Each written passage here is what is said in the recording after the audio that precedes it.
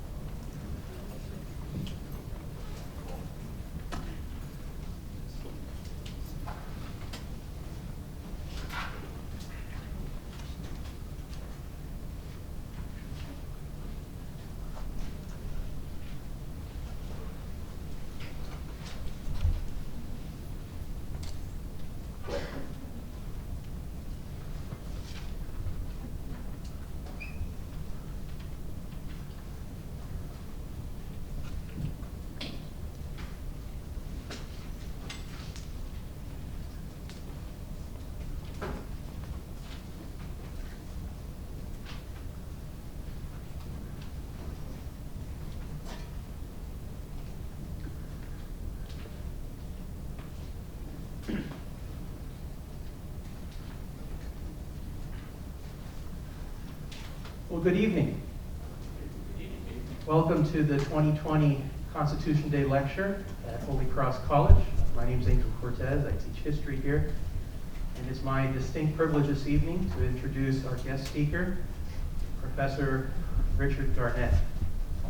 Professor Garnett is the Paul J. Sherrill Fort Howard Corporation Professor of Law at Notre Dame Law School. He holds a concurrent position as Professor of Political Science and is the director of the program of Church, State, and Society.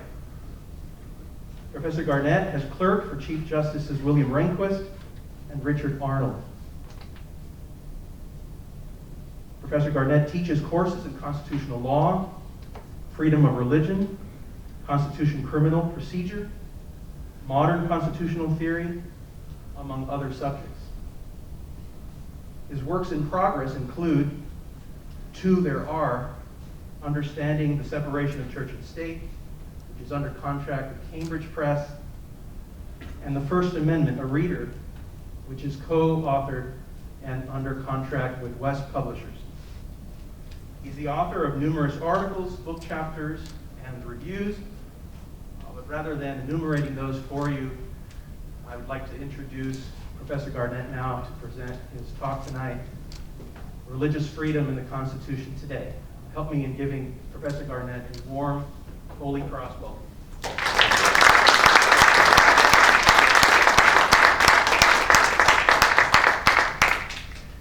Thank you, everybody, very much.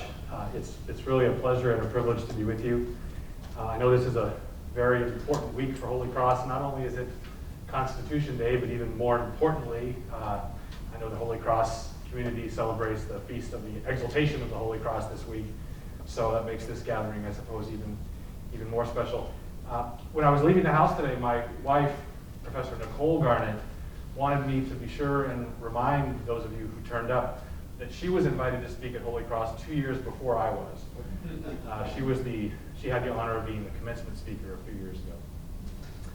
Well, thanks very much to Professor Cortez for inviting me, and also particularly to Lisa Kochanowski for taking care of so much of the logistics. It was really smooth, and since this is the first public talk I've given since the coronavirus thing hit us, it was wonderful to have somebody who was so professional taking care of all the details.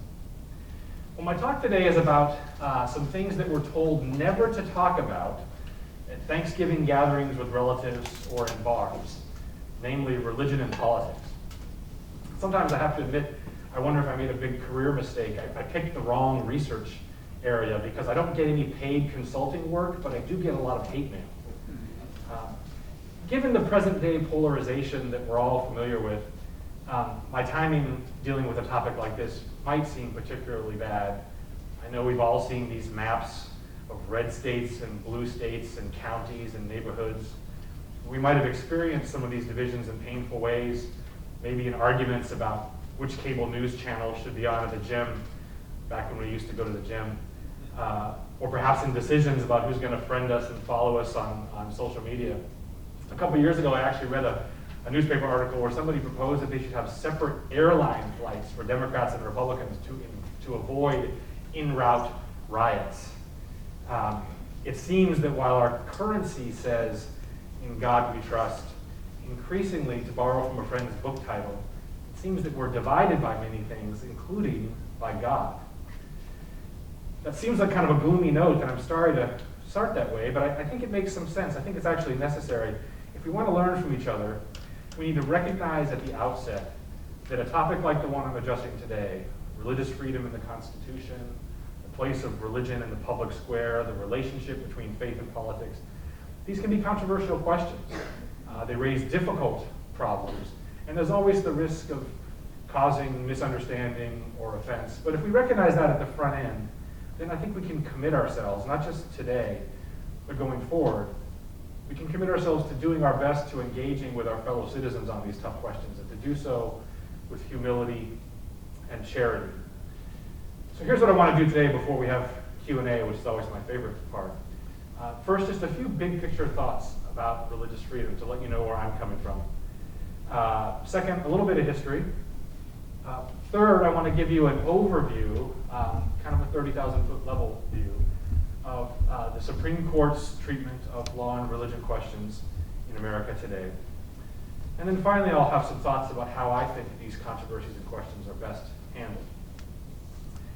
So as you heard, I teach and I study and I write about the Constitution, about the First Amendment.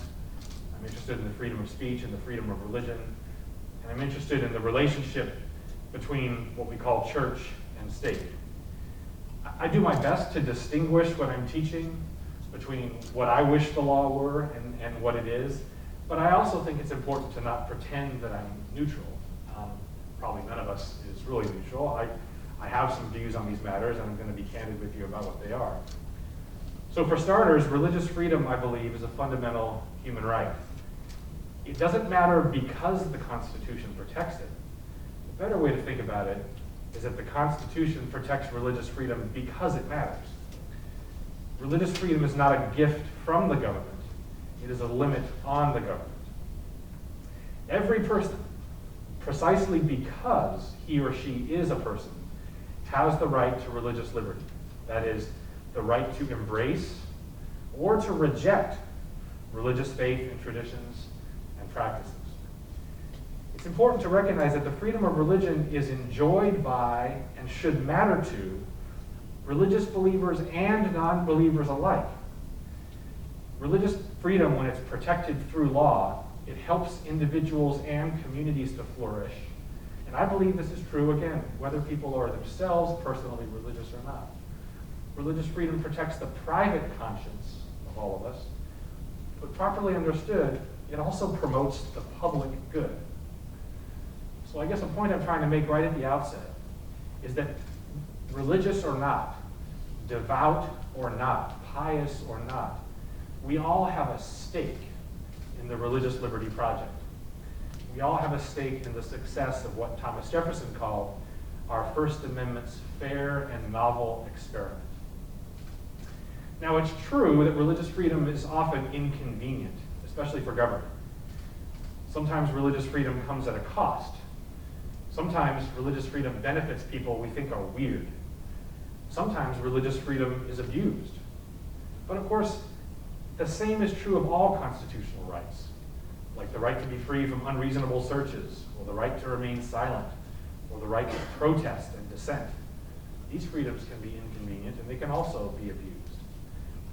Fundamental protections for basic human rights are sometimes inefficient. They get in the way.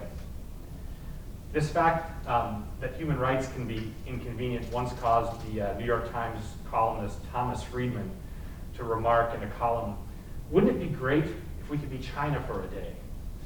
By which he meant, we could get so much done if we didn't have these pesky human rights getting in the way. No thanks. The fact that our fellow citizens have constitutional and other legal rights, it does mean that sometimes we have to tolerate speech we don't like. Sometimes it means we have to accept actions and expression that we disagree with, that irritates us, perhaps even that offends us.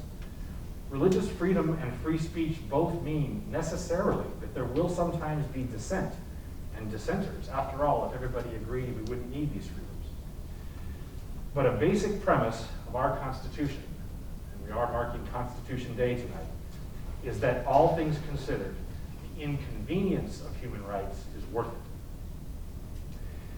Now, in the United States, historically and today, our understanding of religious freedom is tightly linked to an important but also a complicated idea, and it's one that I'll reference several times tonight. This idea is the separation of church and state. These words, as you all probably know, they don't actually appear in the Constitution, but correctly understood, I do think those words capture something important about America's experiment in religious freedom. This phrase does have something important to say about what the relationship between religious and political authority should be. As I see it, our governments and our laws, they should be, in quotes, secular. But they should be that way in the way that Pope Emeritus Benedict once put it, in a positive and a healthy and cooperative and balanced way. So America's Constitution distinguishes between church and state. Our laws distinguish between religious and political authority, but we do this precisely in order to protect religious freedom, and to protect it not only in private, but also to protect it in public and in politics. So one way to think about the American experiment is that, properly understood, it's secular without being secularist, as, say, the French Republic was 100 years ago. To appreciate this fact, to value this distinction, is not to be anti-religious. That's not what the word secular actually means. The word secular simply refers to those matters that are temporal, that are of this world. And my own view is that we probably should want the government to confine itself to dealing with the matters of this world. Now, Americans have a deep historical and also constitutional commitment to religious freedom, but we often disagree about what that commitment means. And it does seem lately that those disagreements are sharpening. The American law and religion landscape is complicated. The debate is unsettled. Some people would say that the very idea of religious freedom has become controversial in recent years because the idea is connected in people's minds with certain culture war issues rather than with, say, as was the case 40 years ago, whether or not we should let honest children leave school after the 8th grade. So we disagree a lot in our public debates about how to strike the balance between religious freedom on the one hand and some different values and commitments that we might have on the other. Most Americans still believe that religious minorities and religious dissenters should be accommodated, should be respected. But some are wondering, what's the limit? Now, at the same time, some are concerned that what once seemed like a consensus in America about the foundational importance of religious liberty, some worry that that consensus is breaking down. And at least in my business, one can encounter more and more people who reject the idea that there's anything special about religion or religious practice at all. Many law professors would reject the idea that religious freedom is a distinct thing at all. They would say freedom of speech is enough, that'll take care of everything. And it's interesting, you can tell a lot about a cultural moment by what the leading newspapers choose to put in scare quotes in their headlines. And increasingly, I've been troubled to see scare quotes put around the phrase religious freedom, as if it were becoming a more contested or perhaps even strange idea.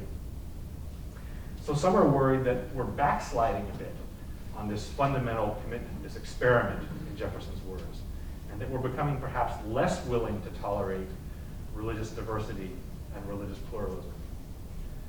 What President Clinton called 30 years ago our, quote, first freedom might seem to be vulnerable, like a luxury we can no longer afford, or perhaps like a childhood hobby that we've outgrown. Well, look, it makes sense to remember that even fundamental rights should never be taken for granted. But it's also true, and I want to underscore this point, it's worth remembering that as we are bombarded with news from around the world about increasing religious persecution and religiously motivated violence in many places, that notwithstanding the controversies that surround us, we are incredibly fortunate and blessed in the United States when it comes to the freedom of religion. According to the Pew Research Center, 75% of the world's people are denied meaningful religious liberty by their governments. In North Korea, in China, in Syria, in Nigeria, and far too many other places, The question they have to deal with isn't whether a war memorial cross may be displayed in the desert, or whether a kid should be able to use a public scholarship to attend a parochial school. No, the questions they have to deal with is whether an entire religious community will be rounded up for genocidal purposes and put in re-education camps, or whether an alleged heretic's execution will be paraded before the world on YouTube. In many places today around the world, people pray for the luxury of being able to argue about which minister should say the prayer at the opening of the town council meeting. So I say this just as a reminder that although our religious freedom situation is unsettled and imperfect perhaps, it's still very much worth appreciating. My good friend, Professor John Whitty, who's one of the leading scholars of religious freedom in the country, he wrote not long ago that, quote, "The bold constitutional experiment in granting religious liberty to all remains in place, but also in progress in the United States." I really like that way of putting it. Using the word experiment reminds us that we're trying something that, in the history of the world, was relatively new, and reminding us that it's in progress is a check against any complacency. But James Madison hoped, and I think his hopes have proved founded, that religious freedom and our experiment in granting it to all would add, in his words, a luster to our country. He was the father of the Constitution after all, so it seems fitting to quote him in a Constitution Day lecture. And I continue to hope that our deep commitment to religious freedom will continue to be something that shines, adds a luster to the United States. Now, it's true that American society and culture are changing. More and more people, as I'm sure you've read, some call them the nuns, report that they are not affiliated with any particular religious tradition at all. Although it's interesting that researchers, when they talk to these people, find out that often they engage in practices that certainly look very religious, like doing SoulCycle or recycling a lot. Today, religious institutions are just as likely to be regarded with suspicion as to be held in high regard. This is a change from 50 years ago. Still, the experiment continues. So I mentioned a few minutes ago the words, and I was referring to an idea of the separation of church and state.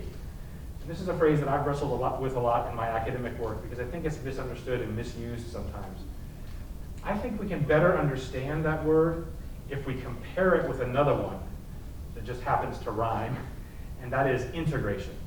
And here's what I'm getting at. So step back a little bit.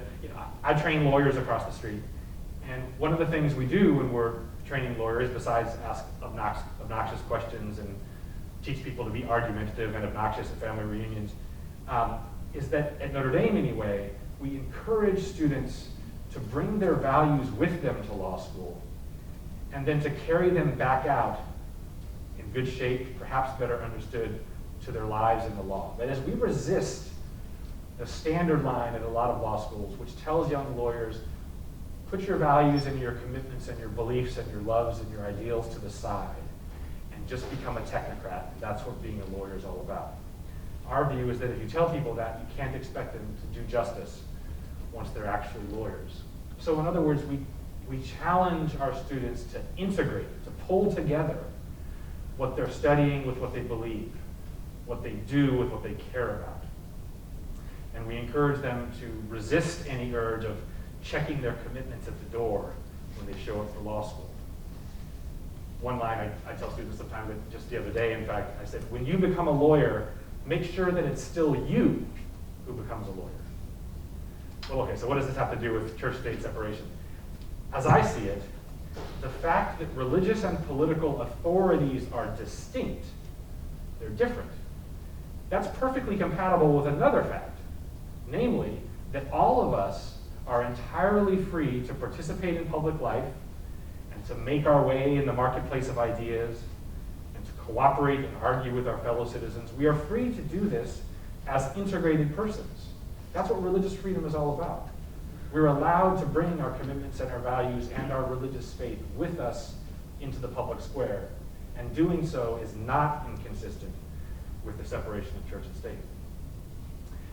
So Aristotle was right, and I'm sure he's relieved that I think so. He said we are political animals, and by this he meant, I think, a lot of you can correct me probably. By this he meant that it's part of our nature to do politics, to gather in communities, to pursue common goals, to take care of each other. I think that's true. We're also, though, many of us believe, we're creatures made in the image and likeness of God. We're political animals, but also many of us believe religious animals who are, in a sense, hardwired to search for the truth, to cling to the transcendent, to find out what it really means to be human. On this view, part of what it means to be a person, then, is to be religious, broadly understood, pursuing the truth about the transcendent, and also to be political, to gather in community, to pursue common goals.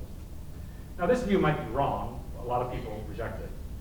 But my point is, nothing about the Constitution requires us to reject it. And, more particularly, there's nothing about the important idea of church-state separation that requires us to accept disintegration as the price of admission to public life.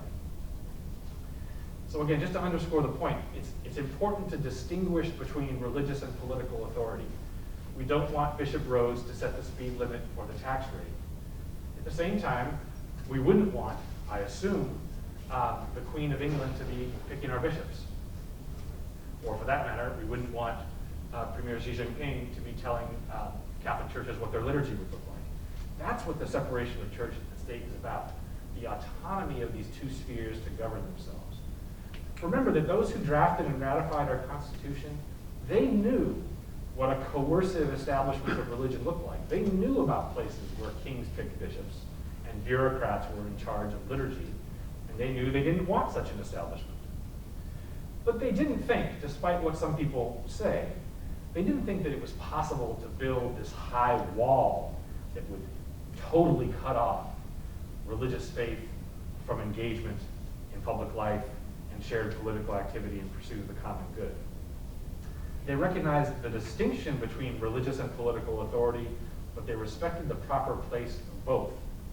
And they did this not in order to cage religion behind a wall or to drive it to the margins. They separated church and state precisely in order to protect religious freedom, which, as I've said, includes the freedom to build this integrated life. Okay, well, like I said, that's all a bunch of big picture stuff to kind of let you know how I come at these issues. When it comes to faith, politics, and law, the balance that I've been talking about is not achieved in the abstract or in theory or in law school examinations. Instead, this balance is struck in the context of real-world disputes. Early in our history, the questions presented might have involved things like military service exemptions for Quakers, or the question whether we should have mail delivery on Sundays. That was a huge deal. Or whether the federal government should fund religious schools in so-called Indian country. These and other disputes were very live for the first century of our history, but they usually weren't hashed out in the Supreme Court. Instead, they were hashed out in legislative chambers and state courts and in the courts of public opinion. In fact, it's interesting, it's kind of hard for my students today to even get their head around this, that the Supreme Court of the United States had absolutely nothing to say about religion or religious freedom for almost the first 150 years of our country's existence, with the exception of a few cases where the Supreme Court validated the federal government's persecution of the Mormon Church. But for the last 70 years or so, we've tended to make a federal case of everything. And so the Supreme Court has been the sort of chief spokesperson on what the relationship between church and state and law and religion should look like. So we've asked our courts to answer questions that you're familiar with, like, should we permit religious holiday displays in front of government buildings? Or should we allow depictions of the Ten Commandments on courthouse walls? Or one of my favorite cases was there's a ski resort out in Montana that has this 12-foot really goofy statue of Jesus, but it's on public land, so someone sued saying the statue should have to come down. Should we exempt religiously motivated drug use from narcotics laws? Do laws that require the teaching of intelligent design in high school science classes violate the First Amendment? What about school prayer? Should children from poor families be allowed to use vouchers to attend parochial schools? Or what about subsidized student loans to attend Holy Cross, St. Mary's, or Notre Dame? And so on. You can probably think of other examples. The streamlined version, though, of the story of the Supreme Court's religious freedom cases revolves around 4 categories of cases. You might not know it right now, but you're getting just this huge bargain because I'm going to give you my entire semester of my freedom of religion class like in 10 minutes. So don't tell my students who are paying all the money for it that you got it much more quickly. The first category of cases has to do with money. Not just money, but other forms of support and cooperation between the government on the one hand and religious institutions on the other in order to provide social welfare services. Think about it. In the United States, how much of our health care, our social services, our job training, our refugee resettlement, our K-12 education, our assistance to addicts, how much of that is provided by religious institutions? And those are all services that help the common good. And so, in most of the world, it's not thought to be a particularly big deal that governments would cooperate with religious institutions in order to provide those common goods. Now, for a long time in American law, it was thought that for the government to cooperate with, say, a religious hospital or a religious school or a religious college by providing funds so that they could carry out their mission, it was thought that that was an establishment of religion, that it was a violation of the separation of church and state. But the Supreme Court has decisively moved against that view. And a great example of this was just back in July, the Supreme Court decided a case out of Montana called Espinoza, where the justices announced that not only is it permissible for a state to help low-income parents through scholarships and tax credits and so on send their kids to religious schools, they went even further and said it was unconstitutional not to allow parents who choose religious schools to participate on an equal basis. In other words, the Constitution requires equal treatment between parents who choose the religious school option and those who choose the secular private school option. The second category of cases involves objections by religious believers to generally applicable laws. You can think of an example, right? There's a 55-mile-an-hour speed limit. God told me I must go 80. I object to the law. Odds are the cop's not going to be convinced by my religious freedom argument. But the question that the court has to decide is whether America's constitutional commitment to religious freedom means that sometimes religious dissenters or religious minorities need to be exempted from general laws. And again, to make a long story short, usually these accommodations are provided by legislatures and not by courts. It is usually if the legislature enacts a general law, that law applies to everybody, whether they object on religious grounds or not. But increasingly over the last 30 years, statutes, right, laws have been enacted that provide for religious exemptions for religious minorities. And some of these have been controversial, but many have not. So to give you just one example, a few years ago, a 9-0 Supreme Court decision, so not red versus blue, Democrat versus Republican, whatever, 9-0, the Supreme Court decided a case called Holt versus Hobbs, which involved a Muslim in a prison in Arkansas. And the court determined that our commitment to religious liberty required the prison to exempt this Muslim prisoner from a rule that prohibited beards in prison because he had a religious motivation for needing to grow his beard. A third category of cases, and this one is sprawling, has to do with religious symbols in the public square. Right? So again, think of the school prayer decisions, which arguably involve religious expression by government officials. Or think about how every holiday there's a fight about whether or not you can have a Christmas tree in front of the town hall or a menorah on government property. Just a few years ago, the Supreme Court had a decision about whether it was permissible for a local village in New York to invite ministers to do opening prayers before the town council started its sessions, and the court said that that was permissible. Now, these cases are very fact-specific. They're all over the map. There was actually a big one involving Concord High School over in Elkhart a couple of years ago. But I think one thing we can say is that the Supreme Court, generally speaking, has said it's permissible, given our history, given our traditions, and given our culture, for governments to acknowledge religious practices and our religious heritage. That's not an establishment of religion.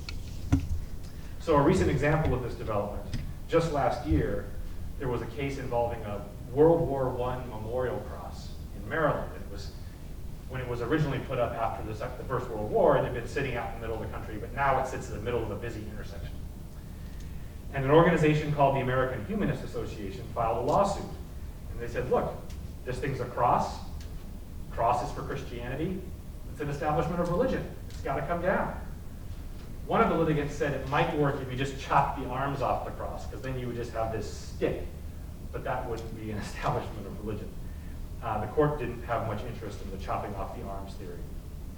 But by a vote of 7-2, the court decided that it was permissible for the War Memorial Cross to stand.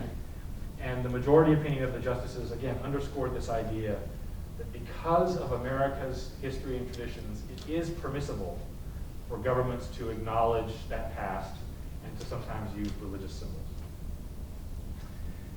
Fourth and finally are what I call church autonomy cases. And these are cases where you can really see this idea of separation and distinction coming out. These cases tend to involve the right of religious institutions and communities and universities and schools to decide religious questions for themselves. These cases tend to reflect this core idea that we don't want the emperor telling the bishops what the creed is going to say. In a more prosaic sense, just this past summer, the justices had a case involving some Catholic schools in California. The question was whether or not these schools had the final decision about whether to hire or to fire teachers in parochial schools. And these were controversial because the teachers were filing anti-discrimination lawsuits against the schools. And the court ruled 7-2, so again, it wasn't one of these partisan lineups. The justices agreed that no, if the First Amendment means anything, it means that religious employers, including religious schools, have to have the final say in who will play important ministerial and leadership roles in connection with these institutions' religious missions. Okay, so that's a quick overview of how the Supreme Court has structured a lot of the debates about law and religion in America today. Let me return sort of to the big picture then and say a few things about my own take on these matters. Again, I'm always struck by this line that President Clinton had when he signed the Religious Freedom Restoration Act into law. And he said that religious freedom is our first freedom. Now, when he said that, he didn't mean that, oh, it's our first one because it's in the First Amendment. As many of you might know, that's kind of an accident, right? The original First Amendment actually had to do with how many people should be in Congress. But it ended up that the First Amendment was about speech and religion, and that seems kind of fitting, I suppose. No, the point that I think President Clinton was trying to make, and the truth of what he was saying, in my view, was that the freedom of religion wasn't an afterthought. It was central to the founders' vision for the American political community. It was in the bricks. It wasn't just a decoration. And to be clear, the point that I think he was making and that I want to make is not that America is or should be a quote-unquote religious nation of any kind. A nation is secular. It's a nation that happens to have a lot of religious people in it and a lot of people with various religious stripes. But the freedom of religion was what he was emphasizing as being our first freedom. The freedom to pursue the truth and to cling to it once it is found. Unlike the French Revolution, arguably, our revolution, our constitutional experiment, didn't try to banish religious faith and replace it with state worship. Now, John Adams had a letter early on, and he predicted what he called a, quote, glorious uncertainty in the law of religious liberty. And whenever I read that quote to my students over at the law school, they kind of roll their eyes because they don't find the uncertainty glorious at all. They find it very irritating. Still, history has confirmed Adams's prediction. Right? The early Americans disagreed about religious freedom, about what religious freedom means, and we disagree about it too. But they all agreed that it matters, and that it matters not just for religious believers. It was widely believed then, and I think we should hold to this today, that religious freedom is important not just for itself, but because a government that respects religious liberty is likely to also respect other freedoms that we care about. Freedoms of the press, of speech, of conscience, of association, of property. A government that feels free to run roughshod over religious freedom is probably not going to pay much attention to those freedoms either. And so one way to think about religious freedom, whether you're religious or not, is that it's kind of like clean water and good roads. It's a public good in which we all have a stake. So again, the religious freedom protections that are afforded through our constitutional text and in our laws, we shouldn't think of these as weird leftovers from a primitive time. We shouldn't think of them as somehow archaic, left over in our more contemporary state. That's not how our Constitution regarded religious faith or religious freedom. It didn't seek to push religion to the margins in the hope that it would somehow wither away. Instead, it saw religious freedom as something that really does deal with ultimate things and is therefore worth protecting. If you remember, I suggested about, a half an hour ago, that our country's approach to church-state relations, at its best, if we do it right, that approach is one that we could call healthy or positive secularity, as opposed to secularism. And I think that's actually a good way to think of what the distinctively American model of religious freedom is. Healthy, positive secularity.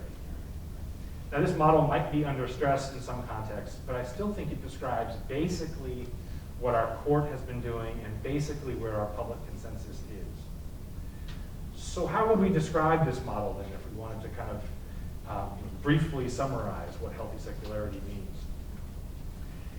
Again, in this American model, the right to freedom, religious freedom, is seen as a fundamental human right, a right that is endowed by our Creator and not loaned out by our government. At the same time, this freedom coexists in balance with the government's obligation to secure public order. And as a number of founding era texts put it, religious freedom is not license, and it's not absolute, but it still matters. In this American model, officials and laws, they don't exclude religious believers from public life on the ground that somehow religious faith is unworthy or inappropriate when it comes to public affairs. Instead, the right to public religion is honored, just as is the freedom of private religion. And remember, the freedom of religion includes the freedom to reject religion altogether. The government leaves the business of religious formation and education and evangelization to the family, to clubs, to churches, to congregations, to schools. But at the same time, it protects the freedom to do that educational and evangelical work without excessive interference. So again, in the American model, at its best, church and state are separate, but not in the sense that faith is excluded entirely from political or public life, because that would be impossible. Instead, church and state are separate in the healthy sense that government institutions and political authorities restrain themselves from intruding unjustifiably into the affairs of religious communities. Religious and political institutions can be distinct and yet still cooperate and pursue mutually supported and shared goals, like feeding the hungry, clothing the naked, educating the young, and caring for the sick. But even as they cooperate, in the American model, governments stay out of the business of trying to declare religious truth or to second-guess theological teachings. Now that's just a thumbnail sketch of what I think the American model at its best is. But if you study this stuff, you see that not all American courts or legislators or officials always act in accord with this model. Well, why does this happen? Why do they sometimes fall short? Well, nobody's perfect, and life's complicated. That's part of the answer. But it seems to me another part is a little deeper, and I hope this isn't too abstract, but I think it's important. When we're talking about the place of religion in the public square, it seems to me that we sometimes forget about the big, messy, lively social space that exists between the purely private space of our heads and our churches on the one hand, and then the realm of the government. Right? In between is civil society. In between is the social. And in that in-between area, it's perfectly appropriate for religious faith and religious expression to play a role. Again, almost everybody in America agrees that in the purely private realm, religion is protected. religious freedom exists. You're allowed to believe whatever you want, just that you, Jiminy Cricket, and your conscience. Right? And at the same time, I think most people believe that the purely government realm should be secular. Again, Bishop Rhodes shouldn't set the tax rates. But where I think we get confused sometimes is that because people forget that that middle area where citizens come together to do commerce, to argue about political issues, to pursue shared goals, to talk about what really matters to them, people think, well, because that's happening in public, I guess religion needs to stay out of that. But that's not right. The Constitution is a limit on what governments can do. Governments may not establish religion. Governments must protect the freedom of religion. But the Constitution doesn't limit our ability as citizens to make the arguments that we care about to our fellow citizens and to try to persuade our fellow citizens using, again, the best cases that we have. One way to put it is that our Constitution does not demand what the late Richard John Newhouse called a naked public square. If a member of the Sierra Club or a member of the AARP can bring her values of stewardship, solidarity, and so on into the civic life, then a member of the United Methodist Church can too. Now this doesn't mean, and it's worth remembering this at election time, it doesn't mean that every issue that has to do with public life or politics needs to become a religious one, and not every issue needs to be debated in religious or theological terms. We've all seen examples probably of people kind of awkwardly baptizing their preferred policies in religious language. But at the same time, it really is important, and I'll wind down with this, just to, in a sense, to return to that touchstone idea that I've mentioned so many times, this separation of church and state, and to remember that that separation exists in the service of the freedom of religion, which includes, here's the rhyming word, the right to integrate, the right to live an integrated public life that pulls together all the things that we care about, including, for some of us, our search for the truth and our hope to know, love, and serve God in this world and to be happy with Him in the next. So, 1 minute over, I apologize for that, but we've got some time for Q&A, so thank you for coming. I can talk more about Supreme Court cases. Believe me, I can talk a lot more about them, but I'd rather speak to anything that you happen to be interested in.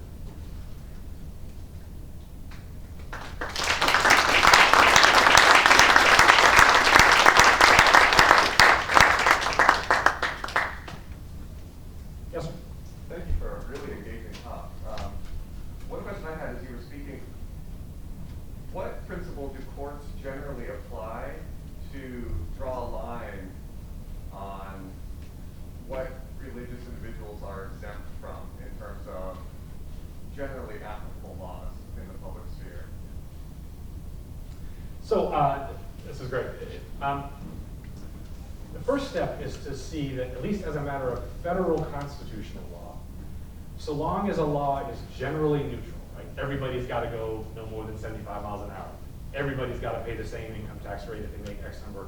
So long as it's neutral, then the fact that you object to that law on religious grounds usually doesn't give you an exemption. That's sort of step one. Step two, though, is that legislators have, in many instances, including the Federal Religious Freedom Act, have supplemented that and said, no, actually, we are willing to allow, in some cases, religious objectors to be exempt from general laws when doing so wouldn't undermine a compelling state interest. So the kind of legal jargon that we use when we're trying to decide whether an exemption is required under federal law, and this is true in Indiana law too, by the way, is we say, does the law in question impose a burden, a substantial burden, not de minimis, you know, like if the gas prices go up 5 cents, that makes it cost more for me to go to mass, but I'm not going to get an exemption from the gas tax, right? So you ask, does the law impose a burden on religious exercise, on religiously motivated activity? Second, is the person's religious belief sincere? We don't ask whether it's true. You're allowed to believe kind of whatever interesting religious belief you want. We don't even ask whether it's orthodox. You don't have to get a certificate from your pastor or bishop, but you have to be sincere. If there's a burden on a sincerely held religious belief, then, in a sense, the argument shifts to the government, and courts say, is it really necessary for you to impose that burden? Is is this really the only way to achieve your compelling state interest? And sometimes the answer will be yes. Right? So, I mean, to pick an issue that might be a little controversial, you know, in case I think people are probably all aware, we're kind of in the middle of a public health issue at the moment. And there's been some arguments about some of these rules that have shut down religious gatherings. Right? In some of these disputes, the closure orders have been pretty clearly neutral across the board. They apply to everybody. And so when churches have said, hey, we want an exemption from that, generally speaking, not always, but generally speaking, they've been losing because courts will say, look, it's a neutral law. We accept that it's burdening your religious exercise, but we have to do this to serve a compelling state interest. Where you've seen some churches win, though, is when you have some of these closure orders that look a little weird, like you can't gather for church, but it's totally cool to gather in a casino, right? Or something like that.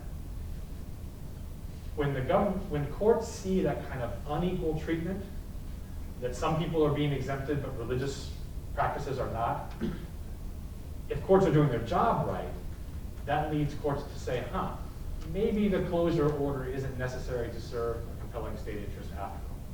So there is a balance built in, but it's a balance that I think it's fair to say puts a thumb on the scale of religious freedom and kind of puts the onus on the government to say, do you really need to do this?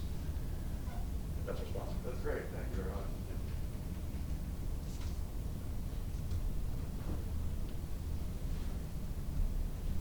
Fisher's Law School, I like that guy's Greta Van Fleet shirt, so I would just call on him and make him answer questions. I have a question. Sure. So you talked about what you call secularists, those who sort of very assertively maybe want to drive religion out of the public sphere. Yeah. What I'm curious is, like you mentioned that humanistic association. Not the Constitution, but some of the documents related to the very section of the United States explicitly make references to the idea of a creator. So I'm thinking of Declaration of Independent Nature and Nature's God, that all men are endowed by their creator. Yeah. How, when those groups take these things to court and try to argue some of these things, again, it's like this idea, I think, of almost wanting to drive the notion of a theistic or even a deistic kind of thing completely out of the sphere. How do they justify that, or how do they go about trying to argue that when you've got it in some of the foundational arguments of the nation itself? Yeah. Well, it's complicated. So a couple things. One is that super strict secularist arguments usually lose in American courts, precisely for the reasons you're suggesting, that it's not consistent with American history, tradition, and practice. Right? Not only because we have references to the creator and so on in some of our founding documents, even little prosaic things like in the Constitution itself, which of course, as people like to point out, the Constitution doesn't declare America to be a religious state of any kind, right? It says no religious oaths shall ever be required. It's a document about religious freedom, not about religious establishment. But little things like the Constitution presumes that Sundays don't count when you're trying to decide how many days the president has to veto a bill. Little things like that say something about what the cultural milieu was, right? So today when an organization like the American Secularist Association going after the Memorial Cross, it would say something like this. First, America's a different place than it was then. It's more pluralistic, and we don't believe that, they would say, we don't believe that understandings about the place of religion in public life that might have been accepted in the late 1700s or early 1800s should control anymore, because the fact is that things have changed. So part of this has to do with whether you think history matters when you're deciding what the Constitution means. Right? Some people believe that the Constitution's meaning should evolve and should take its shape from current circumstances. That's really one of the arguments, I think. Another one would be to say something like this. Even though it's true, at the time of the founding, that most of the people would have identified as belonging to some kind of Protestant Christian denomination, and even though the culture was sort of steeped in a lot of religious imagery, we still did commit to a principle of religious equality, that religion should never matter for citizenship. And so then the next step of their argument would be to say, if there's a big war memorial cross on public land, the message that sends, even if it's unintentional, the message that sends is that the people who died for this country were Christians. What if there's a Jewish soldier buried under that cross or memorialized by that cross? And that people who drive by and they see it, they get a subtle message that they're kind of second-class citizens. This is a Christian country and I'm a second-class citizen. That's the nature of the argument that they make.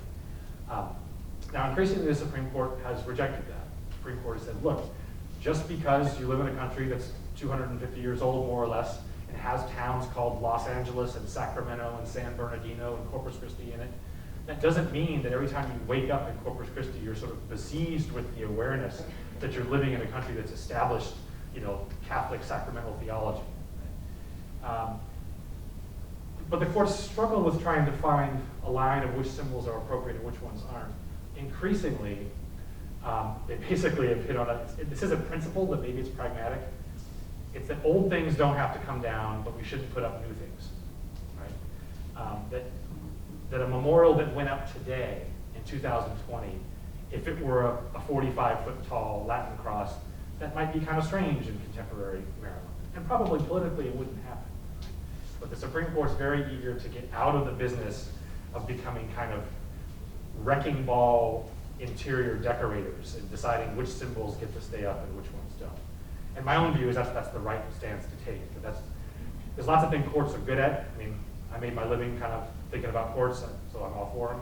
But one of the things they're not good is looking at a symbol and then breaking out their undergraduate semiotics textbook and deciding what message does that send to the person who's driving around the block.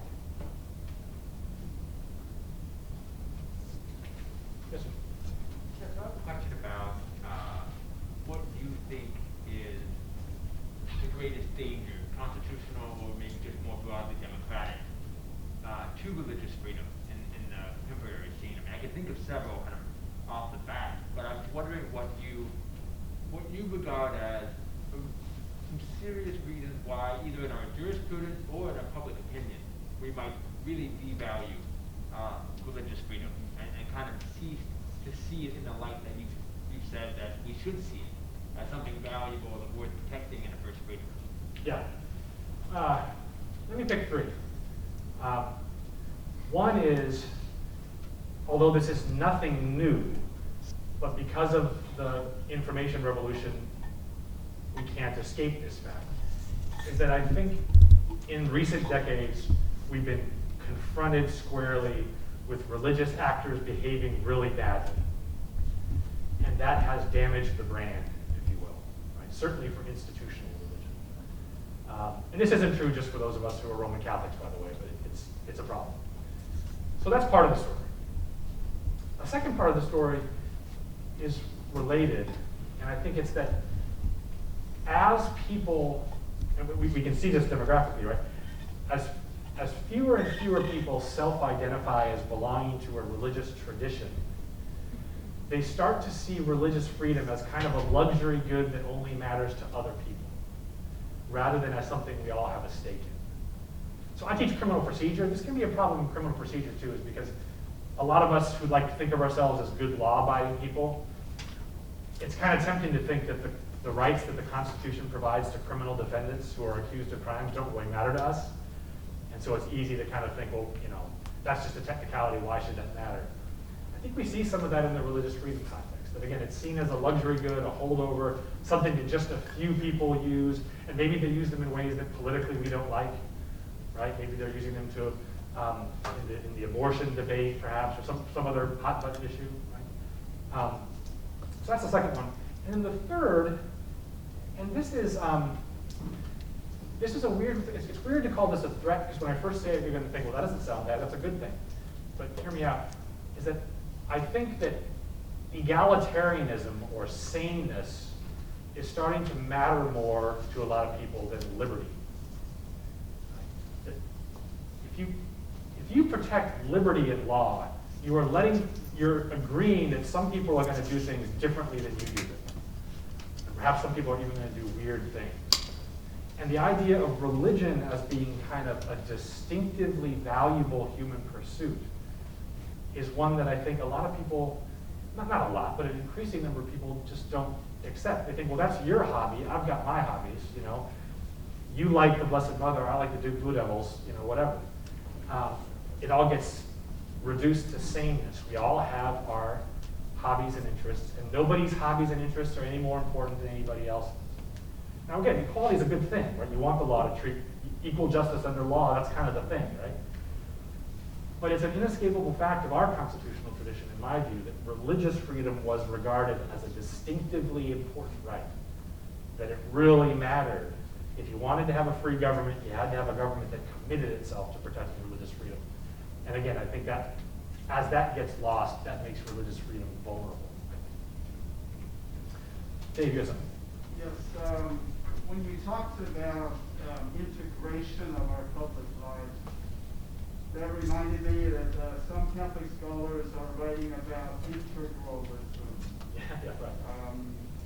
I think there's a new journal, I'm thinking of American Affairs Journal, but as I understand it, what you mean by integration is distinct from integralism. Yeah, thanks for that.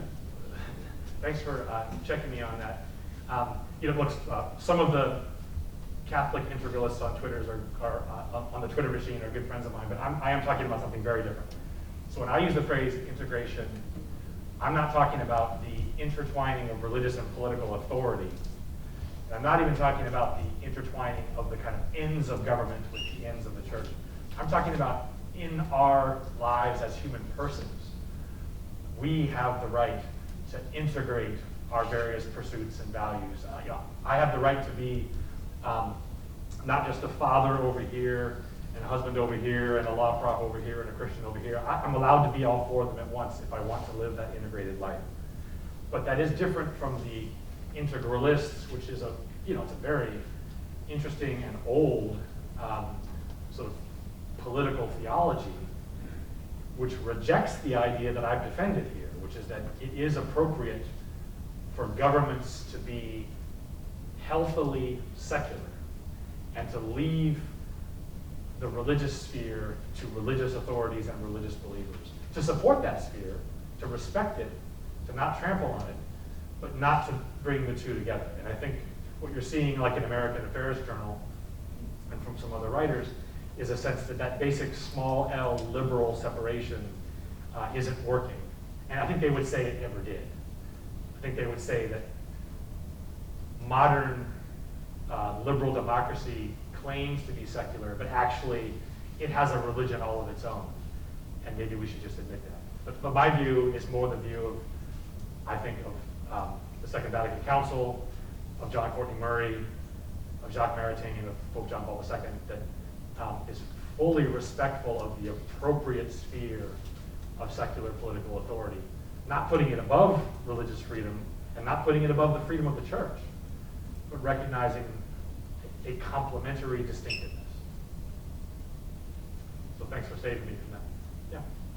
I just wanted to make one remark about word that the emphasis on equality over liberty is a lot like the French Revolution compared to the American Revolution.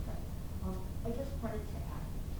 Can you speak up just a little bit? I'm sorry. I wanted to ask, is the fact that humanism is being promoted and espoused and really embraced by all our institutions. And humanism is really being practiced like religion. So in a sense, we are promoting a religion.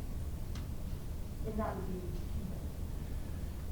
Yeah, so two things, and please tell me if I didn't get this right. So first, I think you're spot on to note that the French Revolution maybe went off the rails a little bit, in part because of an elevation of equality over liberty. Even if they had their three little neat words that were all lined up, liberty got the short end of the stick, it seems to me. On your point about humanism as a religion, look, maybe some of you might be religious studies scholars or majors. It's really hard, it's notoriously hard to define what counts as a religion. And so the courts tend to just say, well, we know it when we see it. And sometimes people have argued precisely as you're suggesting that, look, you say we're not supposed to have religion in public schools, but we have this secular humanism, which is just like a religion. And so why isn't that unconstitutional? And the courts have basically kind of waved their hands around and said, no, that's not a religion, that's different. But I think your point has a lot of force. That is, that at least in some political contexts, it seems like there are ideological claims being made, and sometimes ideological demands being made that are every bit as coercive as anything a religion ever did. I think that's true.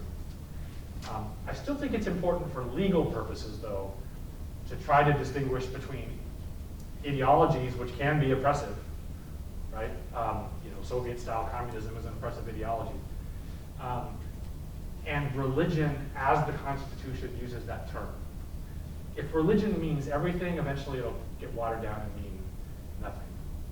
But I guess I just want to affirm what I take to be kind of an important point you're making, that for many of the same reasons that the founders worried about coercive state establishments, we might want to worry if governments become a little too aggressive in various ideological campaigns.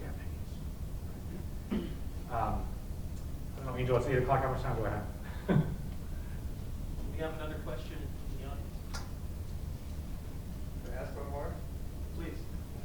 Could you say something about the deeper historical roots of the idea of the secular as it pertains to the public sphere, and how that may have influenced or informed the founders' conception of that? Yeah, well, that's a huge topic. We can go to like midnight on this, right? Well, look, I happen to believe that the idea of the secular really is born out of Christianity. There's a book by Robert Louis Wilkin called Liberty and the Things of God that kind of makes this point. But you kind of start with, render unto God what is God's and unto Caesar what is Caesar's. And then you have these lines in some of these early Christian writers like Tertullian and Lactantius that are starting to affirm a freedom of conscience apart from what the Roman emperor might demand. Obviously, the concept of the secular doesn't exist under the Roman Empire at all, really, except insofar as we're just talking about stuff that happens before you're dead. Right? There are fights between emperors and popes that take us through, Theodosius and Galatius, and then you have the investiture crisis, all this stuff. But I think we really see it kind of come to a head in what's called the investiture crisis, the sort of 11th, 12th century around there, where you start seeing church authorities. Remember, governments aren't very strong at the time, so there's not really a state, right? But the idea that religious authority kind of exists on its own, ought not to be interfered with by political authority, and that it ought to be able to govern itself in its appropriate sphere. I think that has a huge formative role in the development of the English common law tradition, which then comes over across the water to us. Now that's a real potted plant version, right? But really early on, even in the time of our founding, there's this great letter where after the United States Revolution is over and after we set up our Constitution, I'll get the title wrong, the relevant papal nuncio sends over a letter to President Jefferson and says, well, so you got a new country here, tell us who you want to be the bishop. And Jefferson's like, whatever you want, not my thing. And that way of thinking about the secular, I think I'm being kind of flip about it, but I think it's pretty profound that even early on there was this acknowledgement that, well, here's an important decision, but it's not for the government to make. And then contrast that with the last couple of years in China, where the government of the PRC has sort of assumed the right to pick Catholic bishops for itself. Thank you. Yeah. Sorry, just real quick one. This is kind of simple, but kind of going off of what he said earlier about the use of religion in certain religious words in certain documents, arguments, that sort of thing. We also see it in things like the oath of office, and we see it in our own currency, in God we trust. Yeah. So does that have more or less to do with, like you said, with religious symbols in a public space, or does that really just embrace integration, of what the founders believed into the public, argument?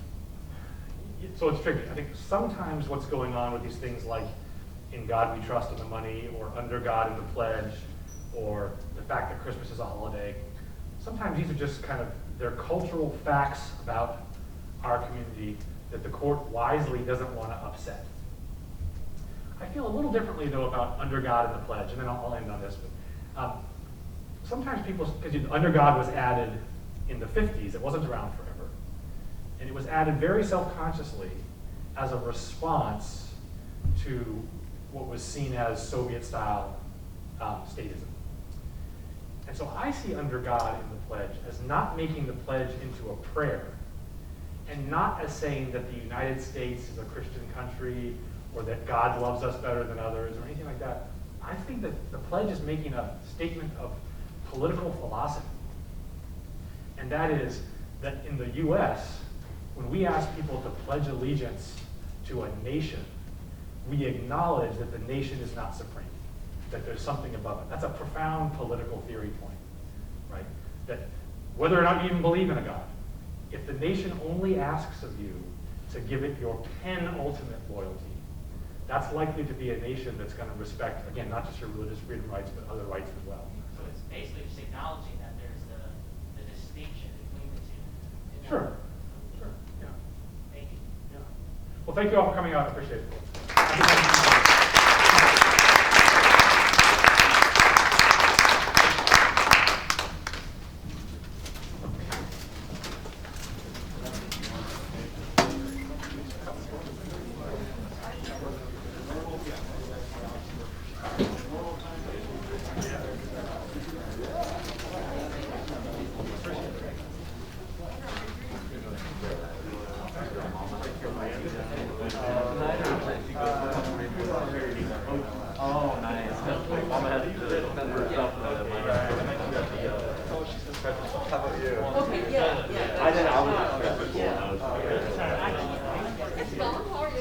No, I bet it's not.